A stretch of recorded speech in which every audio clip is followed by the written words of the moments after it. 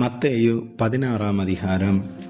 பரிசேயரும் சதுசேயரும் அவரை சோதிக்கும்படி அவரிடத்தில் வந்து வானத்திலிருந்து ஒரு அடையாளத்தை தங்களுக்கு காண்பிக்க வேண்டும் என்று கேட்டார்கள்.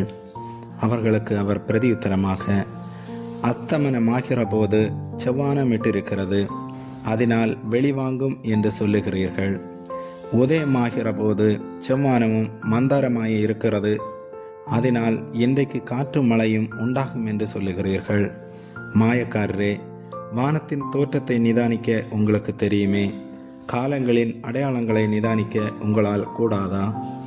இந்த பொல்லாத விபச்சார சந்ததியார் அடையாளம் தேடுகிறார்கள். யோனா தீர்க்கதரிசியின் அடையாளமே அன்றி வேற அடையாளம் இவர்களுக்கு கொடுக்கப்படுவதில்லை என்று சொல்லி அவர்களை விட்டு புறப்பட்டு போனார். அவருடைய சீசர்கள் அக்கறை சேர்ந்தபோது அப்பங்களை கொண்டு வர மறந்து போனார்கள்.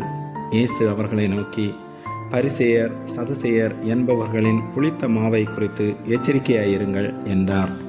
நாம் அப்பங்களை கொண்டு வராதபடியால் இப்படி சொல்லுகிறார் என்று அவர்கள் தங்களுக்குள்ளே யோசனை பண்ணி கொண்டார்கள். இயேசு அதை அறிந்து, அற்ப விசுவாசிகளை, அப்பங்களை கொண்டு வராததை குறித்து நீங்கள் உங்களுக்குள்ளே யோசனை பண்ணுகிறதென்ன? இன்னும் நீங்கள் உணரவில்லையா?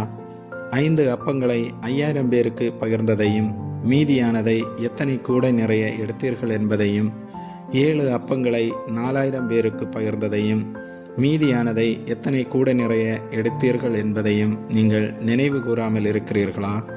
பரிசேயர் சதுசேயர் என்பவர்களின் புளித்த மாவுக்கு எச்சரிக்கையாக இருக்க வேண்டும் என்று நான் சொன்னது அப்பத்தை குறித்து சொல்லவில்லை என்று நீங்கள் உணராதிருக்கிறது எப்படி என்றார். அப்பொழுது அவர், அப்பத்தின் புளித்த மாவை குறித்து எச்சரிக்கையாக இருக்க வேண்டும் என்று சொல்லாமல் பரிசேயர் சதுசேயர் என்பவர்களின் உபதேசத்தை குறித்தே அப்படி சொன்னார் என்று அறிந்து கொண்டார்கள்.